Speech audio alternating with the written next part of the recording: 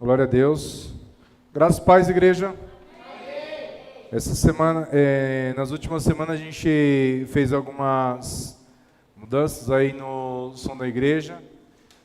Eu confesso que eu quase fiquei maluco aí para poder conseguir resolver algumas coisas. A gente nem terminou ainda. Não é fácil, mas a gente é grato a Deus porque Deus tem sido bom conosco, tem nos ajudado, né? E hoje a gente consegue fazer uma...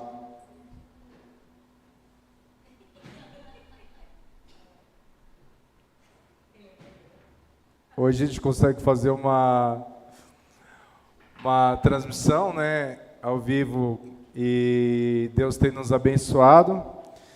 E aí, todas as vezes que vocês forem assistir a pregação, depois do culto, obviamente, para quem assiste em casa é um pouco mais fácil, sempre deixa um comentário, curte, comenta, porque isso ajuda a ferramenta também a entender que aquele conteúdo é relevante e entregar para mais pessoas também.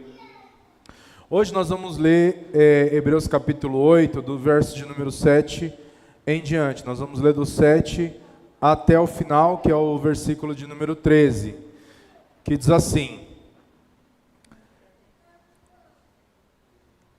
se a primeira aliança fosse perfeita, não teria necessidade de outra para substituí-la. Mas quando Deus viu que seu povo era culpado, disse: está chegando o dia, diz o Senhor, em que farei uma nova aliança com o povo de Israel e de Judá. Não será como a aliança que fiz com seus antepassados, quando os tomei pela mão e os conduzi para fora da terra do Egito. Não permaneceram fiéis à minha aliança, por isso lhes dei as costas, diz o Senhor. E esta é a nova aliança que farei com o povo de Israel. Depois daqueles dias, diz o Senhor, porei as minhas leis em sua mente, e as escreverei em seu coração. Serei o seu Deus, e eles serão o meu povo. E não será necessário ensinar a seus vizinhos e a seus parentes, dizendo: você precisa conhecer o Senhor. Pois todos, desde o mais humilde até o mais importante, me conhecerão. E eu perdoarei a sua maldade, e nunca mais me lembrarei de seus pecados. Quando Deus fala de uma nova aliança, significa que tornou obsoleta a aliança anterior. Aquilo que se torna obsoleto, antiquado, logo desaparece. Amém? Hoje nós vamos falar sobre essa relação entre a antiga e a nova aliança, no contexto de que a aliança, que é gravada na lei, na pedra, a graça, né? Da lei da pedra até a graça, ou para o pacto de graça. Então, a gente vai falar sobre essa transição definitiva, né? O que significa dizer que a lei agora já não está mais gravada na pedra, mas agora ela está gravada nos nossos corações. Eu quero ler aqui o texto que está aqui embaixo, pequenininho, que diz assim: se a primeira aliança fosse perfeita, não teria havido necessidade de outra. Como que era no Antigo Testamento? No Antigo Testamento, Deus revelou a lei ao povo de Israel, à nação de Israel, e a nação de Israel deveria cumprir rigorosamente cada uma daquelas leis. Quantas leis eram? Quantas leis eram? Quantas leis eram? 613 mandamentos. 613 mandamentos. Que deveriam ser integralmente cumpridas por um israelita, por um judeu israelita. Essas leis, elas diziam a respeito da lei moral, a lei civil e a lei religiosa. O que era a lei moral? A lei moral é o modo de viver e de conduta de qualquer pessoa. A lei civil dizia respeito especificamente à nação de Israel enquanto nação. Da mesma forma que nós temos hoje, no nosso ordenamento jurídico, um dispositivo que é chamado de Código Civil, e lá no Código Civil tem várias leis que falam a respeito de transações, de negócios, de vida societária. A nação de Israel também tinha esse Código Civil, que era parte dessas 613 leis. E a lei religiosa? O que era a lei religiosa?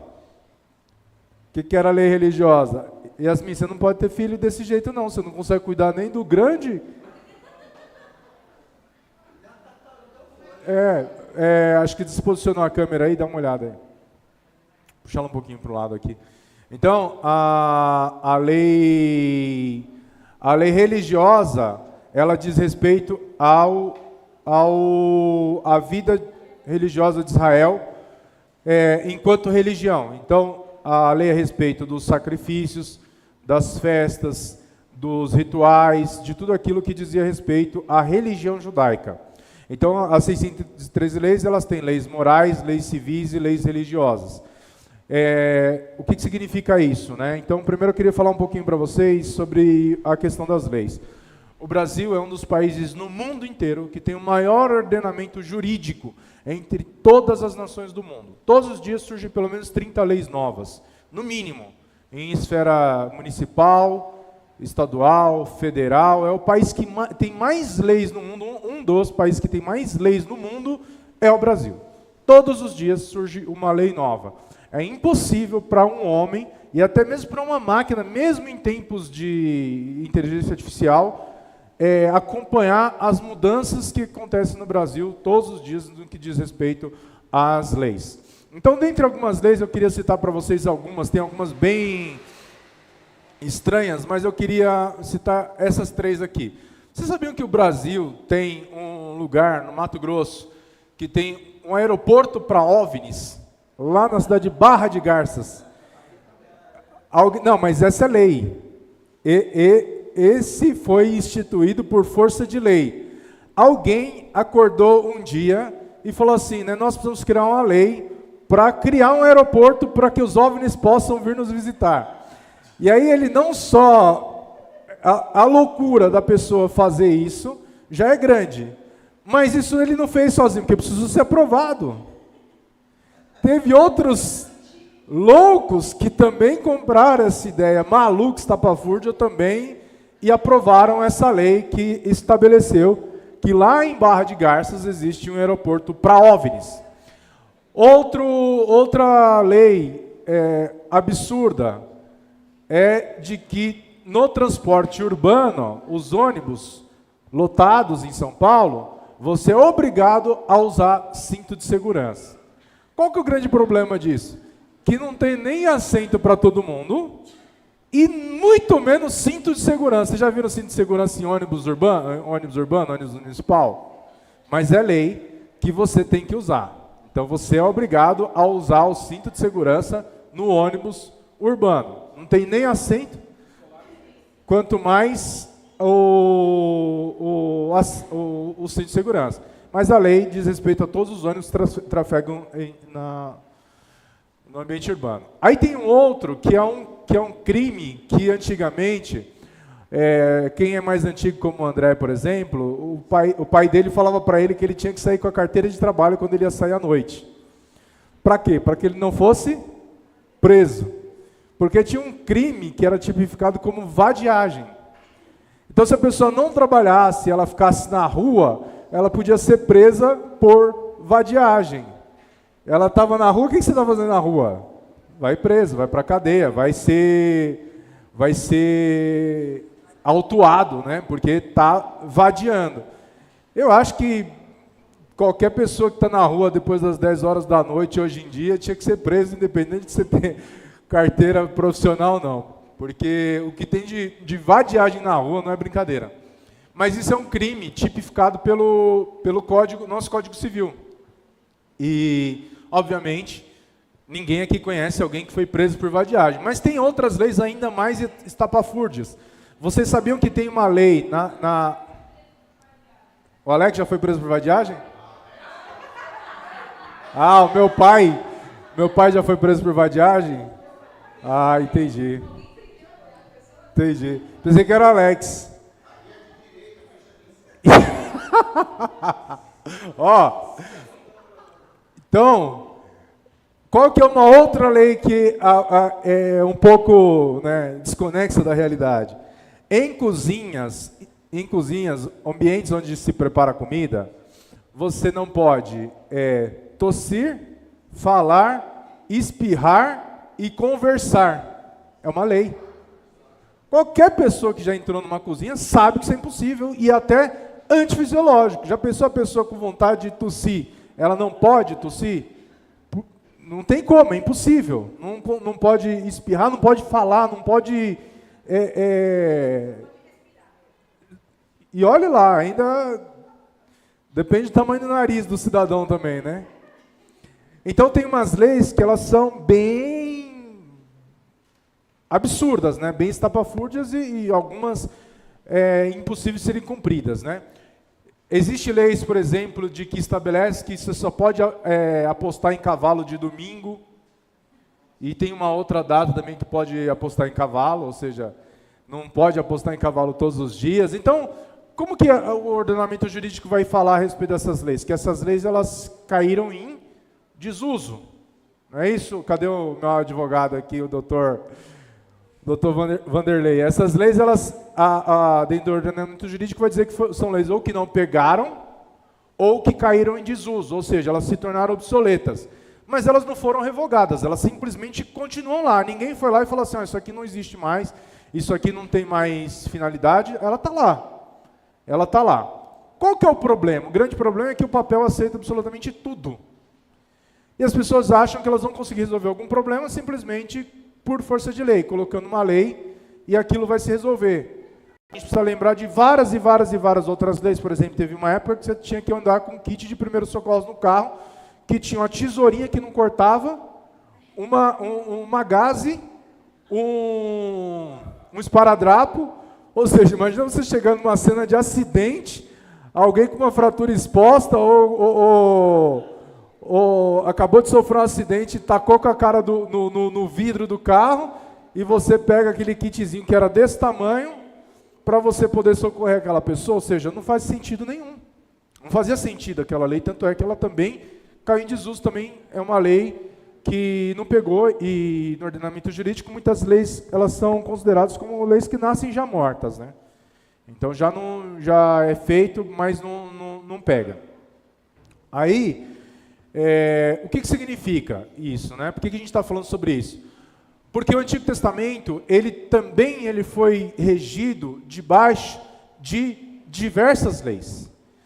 Essas leis, elas tinham uma finalidade muito específica, que era justamente apontar para Cristo, como nós já vimos anteriormente. Todas as leis, algumas leis elas são muito importantes até hoje, e para quem não sabe, as culturas ocidentais têm como base, principalmente as culturas que têm como base a religião judaico-cristã, muitas das leis civis dos países desenvolvidos, elas têm base na Bíblia Sagrada. Então, leis a respeito de propriedade, leis a respeito de crimes, entre outras leis, elas têm base na própria Bíblia Sagrada. Ou seja, porque a Bíblia ela tem muitas leis que são importantes até hoje para qualquer sociedade civilizada.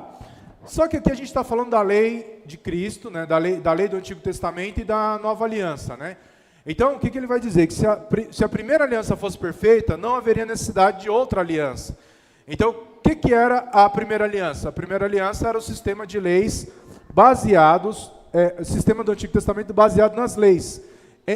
Leis civis, morais, religiosas, leis cerimoniais. Essas leis que regiam toda a sociedade judaica como um todo, ela não era suficiente, ou seja, ela não era perfeita.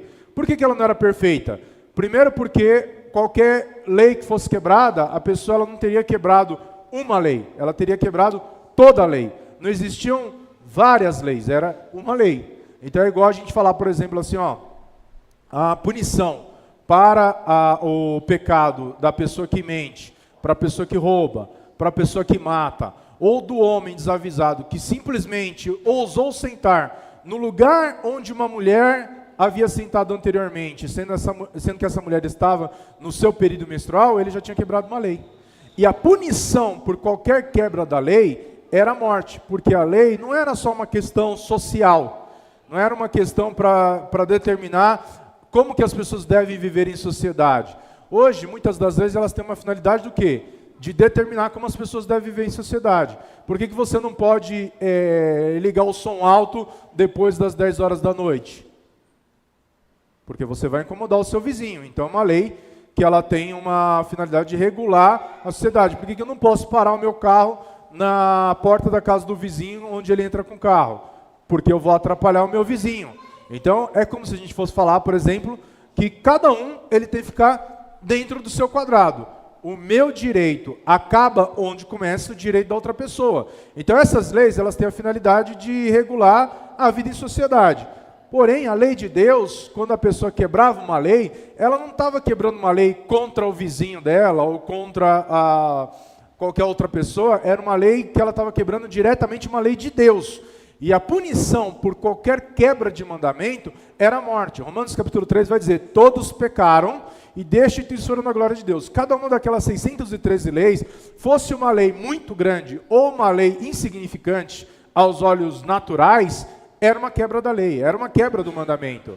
Então, essa quebra representava que esse homem, a punição pelo pecado dele deveria ser a morte. É isso que acontece. Então, a lei, ela foi criada e ela nunca pôde salvar ninguém, porque ninguém foi capaz de cumprir a lei, com exceção de Cristo. Então, todos os homens, desde Adão até Cristo, ninguém cumpriu a lei. Cada uma daquelas 613 leis, elas foram quebradas dia após dia, de uma forma, como a gente diz, né, como o André gosta de dizer, dioturnamente. O que significa dioturnamente? Todos os dias, um dia após o outro, para sempre. Então, qual que era o problema? A falha nunca esteve na lei, mas na incapacidade do homem de cumprir essa lei. Então o problema não era a lei é boa, a Bíblia vai dizer que a lei era boa. O que era ruim? A nossa capacidade de cumprir a lei, era impossível cumprir a lei. Então é mais ou menos assim, é ruim a lei que diz que tem que ter cinto de segurança no ônibus? Não, mas é impossível de ser cumprida. Então, trazendo para a nossa vida, muitas leis, elas eram extremamente importantes, mas o homem, ele falhava o tempo todo. Ele não conseguia, porque a lei não era uma lei que exigia uma elevação do seu padrão moral, estético, pessoal. A lei exigia a perfeição. Ou seja, exigia uma perfeição externa e interna, mas esbarrava sempre na depravação humana, que é a incapacidade do homem de fazer o bem. A Bíblia vai dizer assim que todos pecaram, destituídos foram da glória de Deus, e que o homem, ele é incapaz de fazer o bem por esforço próprio. A gente já falou sobre isso em outras ocasiões, mas é como se o homem se ele tivesse um desvio na sua vida, que nunca vai ser um desvio para o bem, sempre vai ser para o mal. Eu não conheço uma única pessoa em toda a história, a minha história de vida, que eu cresci no ambiente de igreja, que saiu da igreja e se tornou uma pessoa melhor. Nunca conheci um cara que traía a mulher quando estava na igreja, saiu da igreja e passou a ser um marido fiel. Um cara que ele era desonesto nos seus tratos de negócio, saiu da igreja e passou a ser honesto. Um cara que ele era avarento na igreja, não dava um dízimo, não dava uma oferta, saiu da igreja e começou a ofertar e abençoar as pessoas. Não conheço. Então assim, porque a nossa disposição carnal não é para o bem, a nossa disposição carnal é para o mal. Porque é isso que o pecado fez, o pecado afetou a nossa natureza, de forma que todos, é como se tivesse com um carro descompensado. Então quando você tem um carro zero, você tirou o carro da concessionária, você pega aquela rodovia, que é um tapete, por exemplo, uma Bandeirantes. A Bandeirantes daqui até o final dela, a Castelo Branco daqui até o final dela, Castelo Branco é um tapete. Não tem um buraco, não tem um desnível, não tem nada. Você vai embora nela e ela é muitas retas, uma rodovia deliciosa para dirigir. Já, por exemplo, você pega uma Fernão Dias, a Fernão Dias é muito sinuosa, é uma rodovia ruim para dirigir, mas vamos considerar que você está ali com o seu carrinho zero que você acabou de tirar da concessionária e você está dirigindo ali na Castelo Branco. O que acontece se você soltar a mão do volante? O carro vai se manter reto. De repente, aconteceu uma situação em que esse carro ele caiu num buraco. E depois de ele ter caído num buraco, ele desalinhou. E ele desalinhou e agora ele está pendendo para a esquerda. Existe alguma possibilidade desse carro que está pendendo para a esquerda, você soltar o volante, ele alinhar? Sim ou não? Não. E ele pender para a direita? Não. Então, para que ele possa se alinhar, o que eu tenho que fazer? Eu tenho que exercer uma força externa, ou seja, eu tenho que colocar a mão no volante, eu tenho que intencionalmente manter aquele carro reto. O pecado é o acidente que aconteceu na vida do homem, de forma que esse nosso carro, que foi criado zero, sem acidente, intacto, e eu podia escolher ir para a direita, ou ir para a esquerda, ou ir reto, de repente esse carro sofre um acidente, e agora ele está completamente desalinhado, e ele nunca mais vai voltar a ser o mesmo, a não ser que haja um agente de ir lá e colocar o carro no lugar. Então, esse carro, ele sofreu esse acidente. Qual é o acidente que sofreu esse carro, trazendo para a nossa vida? O pecado. Esse pecado, ele traz uma disposição no nosso coração sempre para o mal, sempre em buscar aquilo que não é o próprio Deus. Agostinho, ele fala no seu livro, né, Confissões, sobre a disposição pecaminosa do seu coração, que ele, mesmo quando ele não precisava, ele fazia o mal, mesmo quando ele não tinha razão para fazer aquilo. Eu, quando era pequeno, eu fazia coisas assim terríveis, simplesmente pelo prazer de pecar. Não é porque tinha uma intenção, não é a pessoa que rouba para comer porque ela está passando fome, mas é a pessoa que faz o mal simplesmente pelo mal. Não é por necessidade, é simplesmente pelo simples prazer de pecar. Essa é a nossa natureza, esse é o nosso coração. E aí eu não vou falar aqui de coisas que eu fazia quando era pequeno, porque senão eu vou justificar para vocês que as surras que eu tomei quando era pequeno tinham uma motivação, né? Tinha um fundamento. E aí, dito isso, o que o Evangelho vai fazer? O Evangelho vai nos trazer para essa direção, porque a gente não consegue sozinho lidar com essas falhas do nosso caráter, que é o pecado. Então, qual que é o verdadeiro propósito da lei, então? A lei foi dada para calar a nossa boca, não para nos salvar. Romanos vai falar sobre isso, que a lei foi dada para nos calar. Ninguém pode dizer diante de Deus que é santo. Qualquer pessoa que você for evangelizar hoje que não é cristão, você se você sair daqui de porta em porta aqui com um panfletinho na mão, e a gente vai ter muitas oportunidades de fazer isso na nossa igreja. É algo que a gente quer fazer, evangelizar. A igreja precisa ter essas experiências, precisa fazer isso. A gente vai pegar o panfletinho, vai lá na casa do fulano, bater na casa do vizinho. Tudo bem, com licença, nós somos da Igreja Porta da Salvação.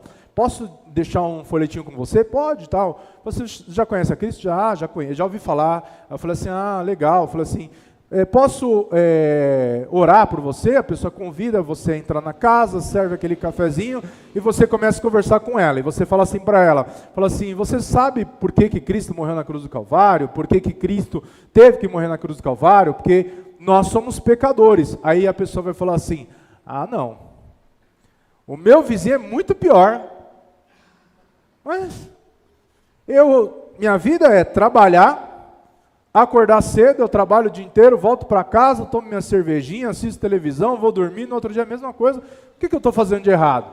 Aí você vai lá e você fala assim, você tem uma Bíblia aí? Tenho, então vamos abrir a Bíblia aí, abre para mim aí, em Êxodo capítulo 20, porque senão ele vai falar que a sua Bíblia está escrito que a dele não está, né?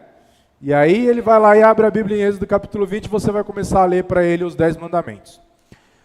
E aí falou assim, um dos mandamentos, não terás outros deuses diante de mim.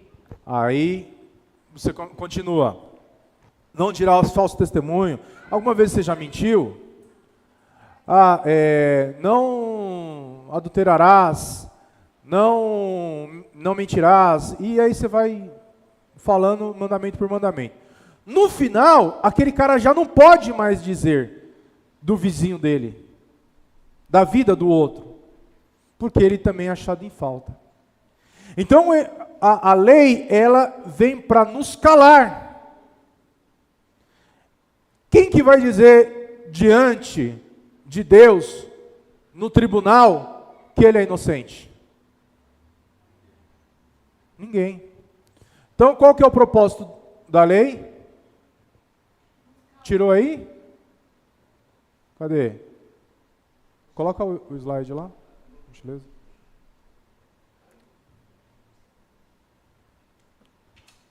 Então, como que era no Antigo Testamento? O slide? Então, como que era no Antigo Testamento, né? No Antigo Testamento, o homem pecava e ele deveria ali cumprir uma... Passa para mim, por gentileza.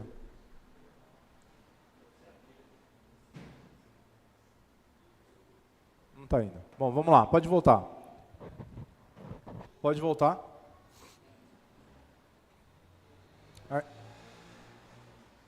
Aí. Voltam. Aí. Então, qual que é a promessa que Hebreus está tratando? Jeremias capítulo 31, versículo 33, vai dizer que Deus fala para Jeremias que poria a lei dele, não mais em tábua de pedras, mas ela ficaria gravada no nosso coração.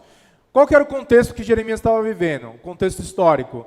Jerusalém havia pecado contra Deus, e como punição do pecado, a nação de Judá havia pecado contra Deus, e como punição do pecado, Deus permite que a Babilônia invada Jerusalém, invada Judá, e leve cativo o povo, e a cidade fica deserta, desolada, e o profeta está ali pregando sobre um tempo novo, onde Deus restauraria a nação, e a lei de Deus não seria mais gravada em tábua de pedras que o povo era incapaz de cumprir, mas ela ficaria gravada no coração. Então havia um colapso de Judá, o cativeiro e absoluto fracasso de Sinai. Aí é onde Deus vai dizer: porei as minhas leis em sua mente, as escreverei em seu coração. Qual que é o cumprimento? Deus anuncia uma aliança incondicional e renovadora, e executando o que a lei externa nunca pôde fazer. Pode passar. Então, como que funcionava no Antigo Testamento? Na Antiga Aliança. Na Antiga Aliança, a lei era gravada em tábuas de pedra, a mediação era através do sacerdócio humano e levítico, a expiação era de sacrifícios animais repetitivos, e a dinâmica era a exigência externa da obediência. E já na Nova Aliança, a gente vai ver que é diferente essa disposição. Mas antes eu queria falar um pouquinho sobre a Antiga Aliança. Então, como que era? Quando Deus estabeleceu o tabernáculo, Deus estabeleceu que haveriam sacrifícios contínuos. Havia o sacrifício diário, o sacrifício semanal, o sacrifício mensal e o sacrifício anual. No sacrifício diário, 2 animais eram mortos todos os dias, de manhã e à tarde, que eram os cordeiros, que era um cordeiro imolado de manhã, um cordeiro imolado à tarde. No semanal, 4 cordeiros eram imolados no sacrifício semanal aos sábados. E no mensal, havia uma regularidade de touros e bodes também sendo sacrificados em quantidade muito maiores. E já no sacrifício anual era durante as festas de Lua Nova, as festas de Pentecostes e as festas do dia de Yom Kippur.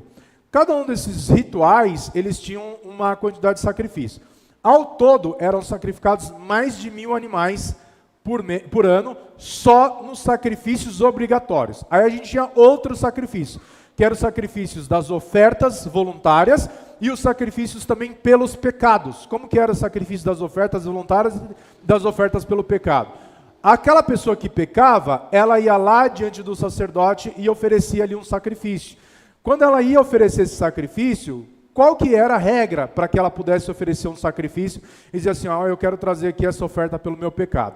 Primeiro que não existia uma tabela dizendo assim: olha, esse pecado vale um cordeiro, esse pecado vale um touro, esse pecado vale um pombinho, uma rolinha.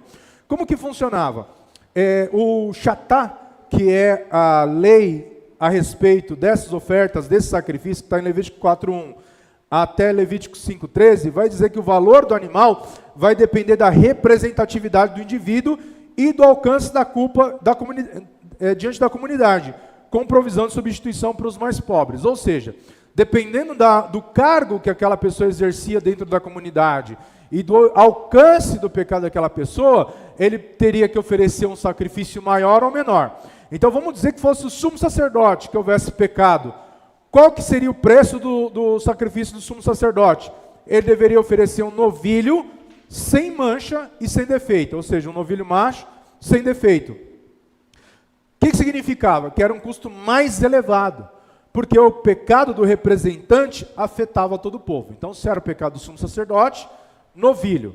Aí vamos dizer que fosse de toda a comunidade, um pecado de toda a comunidade, como diversas vezes aconteceu. Deus fala para a nação de Israel que o povo havia pecado. O povo, num contexto geral, não uma família, não uma pessoa, mas o povo havia pecado. O povo havia deixado de confiar em Deus, o povo havia murmurado contra Deus. Qual que era o sacrifício? Também um novilho, que era um novilho é um bezerro, é um boi novo. Então, que também representava um custo elevado devido à culpa corporativa na nação. Quando era um pecado de um líder ou de um príncipe, um líder de tribo, um príncipe de tribo, alguém importante dentro da comunidade, a comunidade estava dividida em tribos, e dentro da comunidade haviam pessoas que eram os líderes, como se fossem ali, falando no modelo, como a gente tem municipal, estadual, federal, é como se fosse ali representantes de comunidades. Esse líder, ele também deveria oferecer um animal que tinha um custo alto também, mas era intermediário, que era proporcional à responsabilidade do cargo, que era um bode macho sem defeito. Então, se fosse alguém muito importante, o custo era muito alto.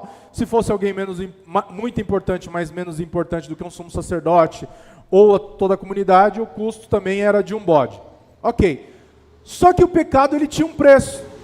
A pessoa sabia o que ela tinha que fazer para que ela pudesse ter a ira de Deus aplacada. O cara foi lá e cometeu um pecado, ele adulterou, ele mentiu, ele roubou. O pecado, ele, de certa forma, ele tinha um preço. Uma pessoa comum, como você e eu, por exemplo, você e eu não, porque eu seria considerado sacerdote, eu ia ter que sacrificar bastante. No mínimo, se fosse o André, ia ser uma junta de boi, imagina, apóstolo. Então, no caso das pessoas comuns, elas deveriam oferecer uma cabra ou uma ovelha fêmea sem defeito, que era o custo padrão de um animal do rebanho doméstico. Então ele deveria pegar o animalzinho dele e lá oferecer. E esse sacrifício, ele era sem conta, era o dia inteiro, animais e mais animais sendo trazidos para o sacerdote imolar, matar e sacrificar. Sem conta, sem número. Então imagina eu e você, quantas vezes a gente pecou hoje se a gente fosse oferecer um animal por cada pecado? Então, a gente sabe que o pecado, ele tinha um preço. Não era muito mais fácil a gente saber, por exemplo, quando a gente peca, o custo do nosso pecado? A gente sabe que a gente tem que pagar ali algo, a gente sabe o preço que aquilo custa. É como se você tem um carro, é como se você tivesse um carro, você está andando com o seu carro, citando o exemplo do carro de novo, e você bateu o seu carro no carro de outra pessoa. Pelo dano, você sabe o custo daquele dano. Então é fácil você resolver. Você não vai ficar em dívida com a pessoa porque você bateu no para-choque da pessoa. Você vai ter que pagar, você vai ter que resolver, aquilo tem um custo e está tudo certo. Só que às vezes, dependendo do cargo da pessoa, esse custo podia ser muito alto ou esse custo podia ser mais baixo. Imagine que fosse um sumo sacerdote, por exemplo, ele ia pensar, poxa, isso aqui vai custar 6 meses de trabalho de um trabalhador comum. Isso aqui vai custar 8 meses de trabalho. Já um cordeiro não.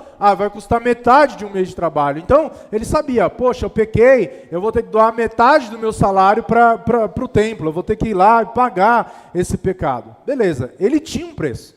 Só que esse preço, embora não houvesse uma tabela que diria qual que era o preço que ele deveria pagar, ele era insuficiente, porque ele não removia a culpa, ele não tirava o pecado, ele aplacava a ira de Deus.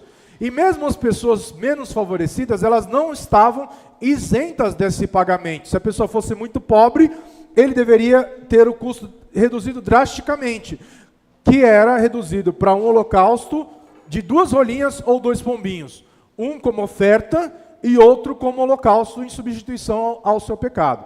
E se a pessoa fosse muito, muito, muito, muito pobre, a oferta dela poderia ser de 1/10 de efa de flor de farinha, que é algo em torno de 2 litros. Então imagina uma garrafa PET cheia de farinha, era uma oferta de uma pessoa muito pobre. Ou seja, mas todo mundo deveria ofertar pelo seu pecado. O pecado estava precificado. Pecou, vai lá e oferece sacrifício. É alguém muito importante, como André? Um novilho. É alguém menos importante, como eu, por exemplo? Um cordeiro. É alguém muito pobre? 2 rolinhos, 2 pombinhas, ou 1/10 de efa de flor de farinha, mas sabe o preço. Ok. Qual que é a diferença? A diferença é que esse pecado, ele era repetitivo, esse sacrifício era repetitivo, porque uma vez que a pessoa pecasse e ela voltasse a pecar, ela tinha que oferecer de novo, porque ele não removia a culpa, e era uma exigência externa de obediência, ou seja, aquilo vinha decorrente de algo que era exterior. O que Deus está dizendo? Olha, vocês não vão mais precisar perguntar para o seu vizinho, o que eu faço? Quanto que eu tenho que pagar? Como que eu resolvo isso aqui? Não tem mais aquele negócio de você ir no confessionário e aí alguém falar para você quanto que é aquele seu pecado, quantas Ave Maria você tem que rezar, quantos Pai Nosso você tem que rezar. Aquilo é precificado. Ou não é? De acordo com o seu pecado, vai dizer qual a sua punição, qual a sua pena. E de repente, na nova aliança, Deus está dizendo assim: a minha lei vai ficar gravada na mente e no coração de vocês. A mediação é única, ou seja, o mediador perfeito é Cristo. E qual que é o preço desse sacrifício? É um novilho? Não. O preço desse sacrifício é um bode? Não. 2 rolinhas ou 2 pombinhos? Não. Um efa de flor de farinha? Não.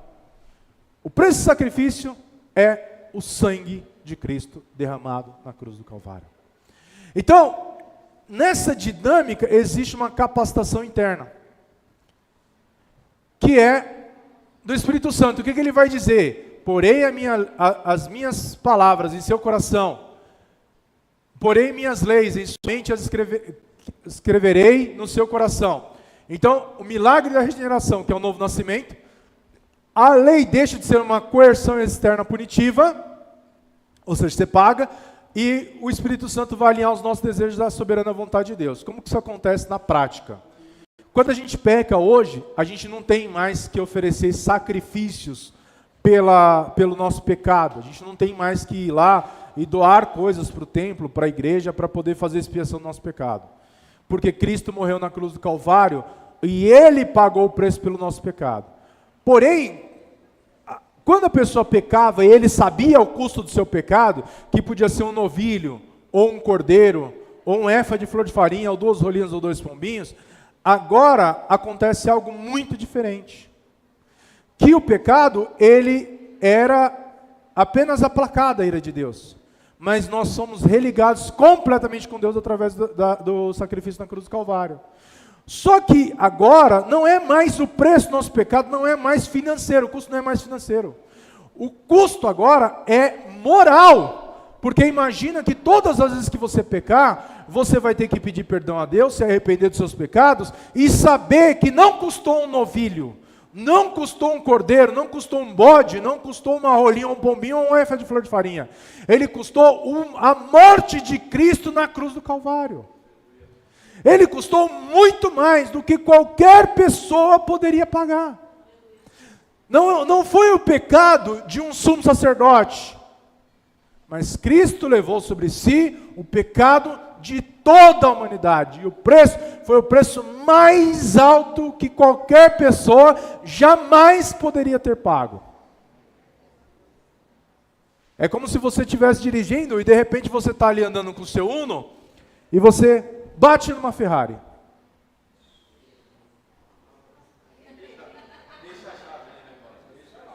Não deixa a chave.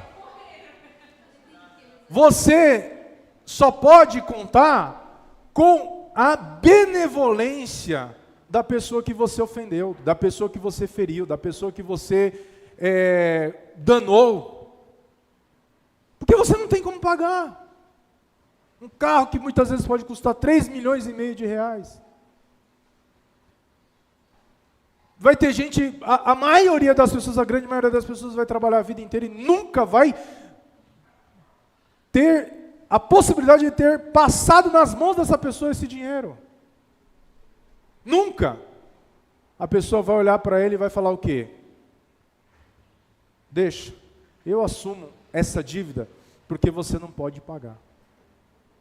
Foi isso que Cristo fez.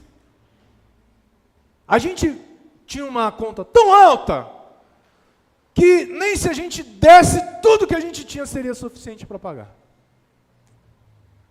E Cristo olhou para nós no auge da nossa miséria e disse: deixa, porque essa conta você não pode pagar. E Ele não só nos reconciliou, mas Ele ainda consertou o nosso carro. Falou: continua andando. Foi isso que o sacrifício de Cristo fez. Ele nos reconciliou consigo mesmo. Antes éramos inimigos de Deus. E agora nos tornamos amigos de Deus. O que ele vai dizer? Porei as minhas leis em sua mente e as escrevereis em seu coração. Eu serei o seu Deus e ele será o meu povo. E não será necessário ensinar a seus vizinhos e seus parentes, dizendo: você precisa conhecer o Senhor. Do que ele está falando aqui? Ele está falando que um dia, a Bíblia diz assim, que todo joelho se dobrará e toda língua confessará que Jesus Cristo é o Senhor. Enquanto esse dia não chegar, nós temos que continuar pregando o Evangelho. Nós temos que continuar ensinando. Ele vai falar assim: pois todos, desde o mais humilde até o mais importante, me conhecerão. E aí o que Cristo fez na cruz do Calvário? Ele disse assim: eu perdoarei a sua maldade e nunca mais me lembrarei de seus pecados. Então aquele pecado que lá no Antigo Testamento ele tinha um preço e você tinha que pagar por ele, e aquilo não resolvia o seu problema, que você continuava em dívida, e se fizesse de novo, você ia ter que pagar de novo, de novo, de novo, de novo.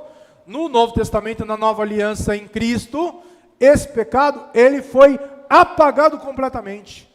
E nunca mais se lembraria daqueles seus pecados. Não seria mencionado nunca mais.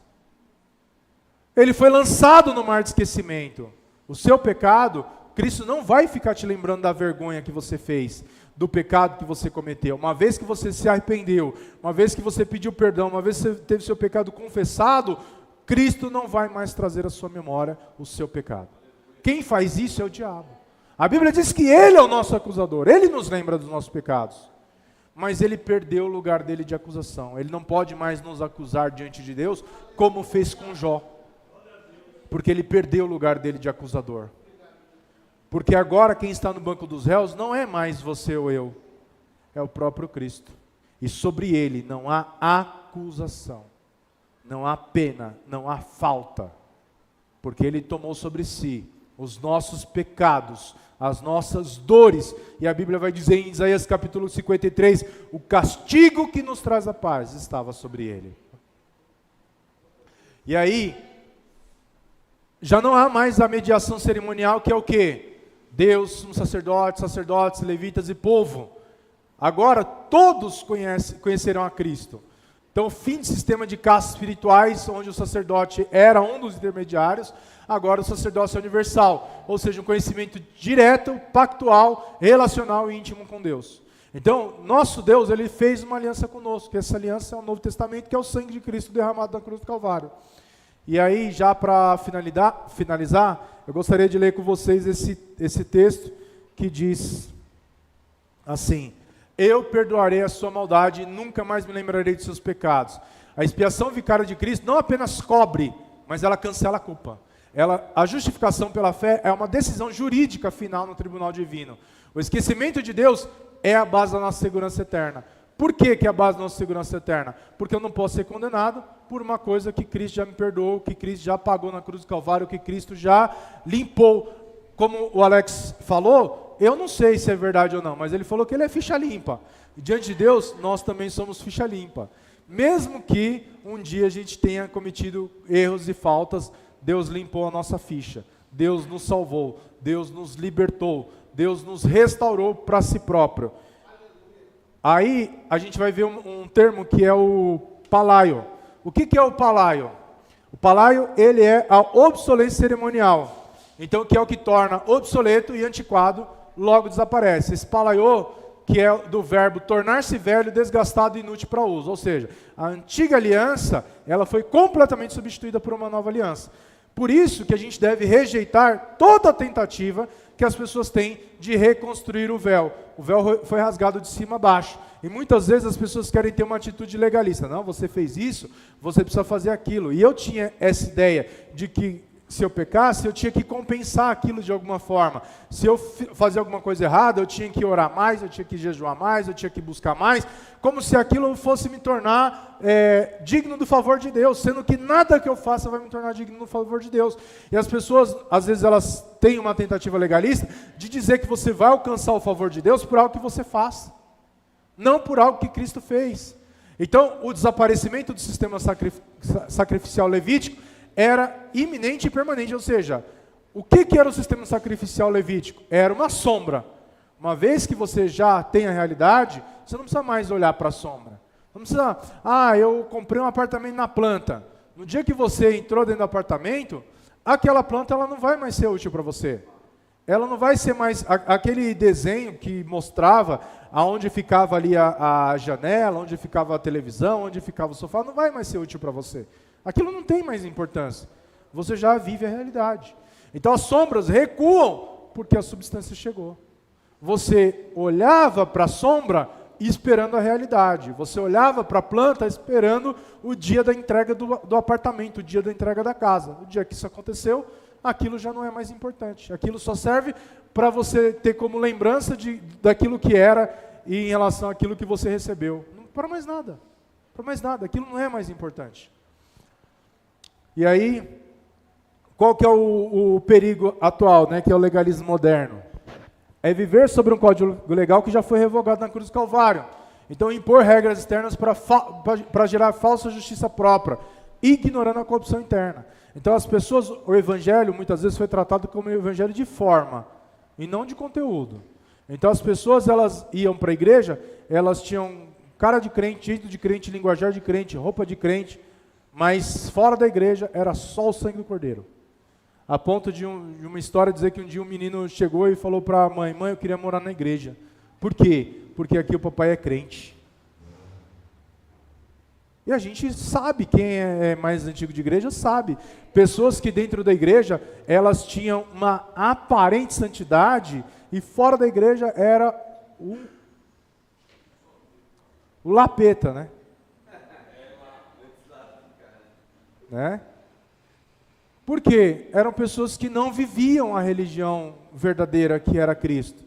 Elas não eram amorosas, elas não eram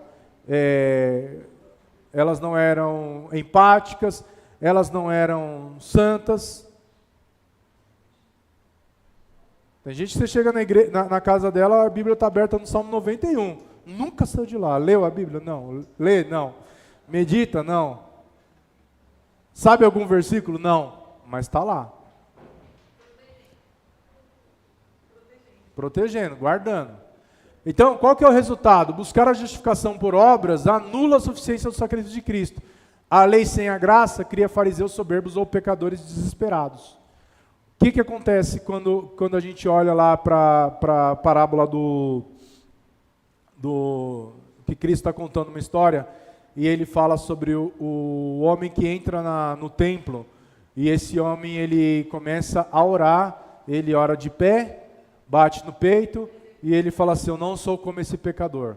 Eu dou o dízimo, eu jejuo, eu oro, eu cumpro meus rituais, e o homem está lá no último banco da igreja, ajoelhado, com a cabeça entre as pernas, pedindo perdão para Deus, porque ele não conseguia nem chegar perto do púlpito de tão distante que ele se sentia de Deus. Ele não conseguia chegar nem perto do altar de tão distante que ele se sentia de Deus. E ele falava assim, Senhor, me perdoa porque eu sou pecador. Me perdoa porque eu sou pecador. A Bíblia vai dizer que um deles saiu justificado para casa naquele dia. E não foi o fariseu. Quem saiu justificado foi o pecador. Então, por quê? O que nos torna justificados é nós reconhecermos o nosso estado de pecaminosidade diante de Deus e a necessidade que nós temos da graça de Deus. Não é alguma coisa que nós fazemos. Não é a sua roupa. Não é o seu linguajar de crente. Não é porque você escuta louvores o dia todo. Não é porque você segue o Dave Leonardo no Instagram. Isso é pecado.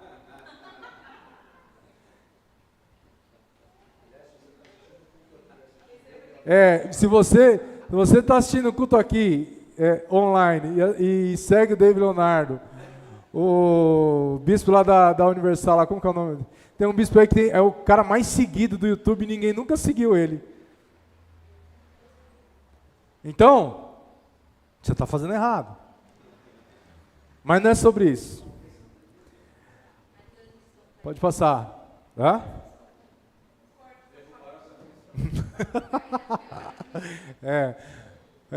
Tomamos strike. Então, o que é a verdadeira graça de Deus, né? Que é o fruto da graça. É a verdadeira santidade, não é imposta pelo medo da punição. A gente não faz a obra de Deus, a gente não prega, a gente não ora, a gente não jejua, a gente não busca Deus. Ninguém aqui vai fazer o voto de Daniel para alcançar a graça de Deus, para alcançar o favor de Deus ou porque quer alguma coisa de Deus. A verdadeira santificação não é imposta pelo medo da punição. Ela brota através do amor incondicional de Cristo derramado em nós. A obediência é o fruto espontâneo de um coração regenerado pelo Espírito. E o pacto da graça não extingue a moralidade. Ele nos dá o poder de vivê-la. Então, quando a gente olha para a lei, quer dizer que Cristo cumpriu a lei, que eu não preciso, que eu posso mentir, que eu posso roubar, que eu posso adulterar, que eu posso fazer qualquer coisa? Não. Mas fazer isso ou deixar de fazer vai me aproximar ou distanciar de Deus? Não exatamente. Mas o verdadeiro salvo, ele vive como alguém que é salvo. Não é porque o dono de uma Ferrari foi bonzinho com você e pagou sua dívida que você vai procurar Ferrari para bater. Sair batendo em Ferrari e Lamborghini. Não, a sua culpa foi tirada. O seu pecado foi pago.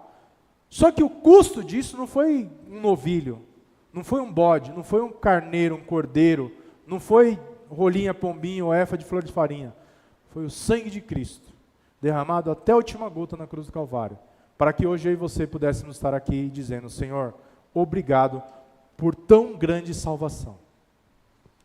Para finalizar, eu quero finalizar com essa frase que diz assim: não somos mais escravos de tábuas frias, mas filhos habitados pelo Espírito. E no começo da escola dominical, a Nicole, durante essa oração, ela falou uma frase que ficou gravada aqui, que o Fernando mencionou. Cristo tabernaculou entre nós. No Antigo Testamento, ele habitava a glória de Deus se manifestava na tampa do propiciatório, e só o sumo sacerdote podia ver uma vez por ano. Poucos homens em toda a história viram a glória de Deus como sumo sacerdote no dia do perdão. Mas a Bíblia vai dizer em João capítulo 1:17 que a lei foi dada por intermédio de Moisés, a graça e a verdade vieram por intermédio de Cristo. E agora ele tabernaculou entre nós. Ele habita em nós, a ponto de nós podermos dizer, como na última frase: descanse na obra consumada do Supremo Mediador. Que você possa descansar, porque Cristo morreu na cruz do Calvário para que eu e você pudéssemos hoje obter tão grande salvação. E essa foi a palavra que o Senhor nos deu. Na semana que vem nós falaremos sobre Hebreus capítulo 9, e as palmas louvem ao Senhor Jesus. Amém?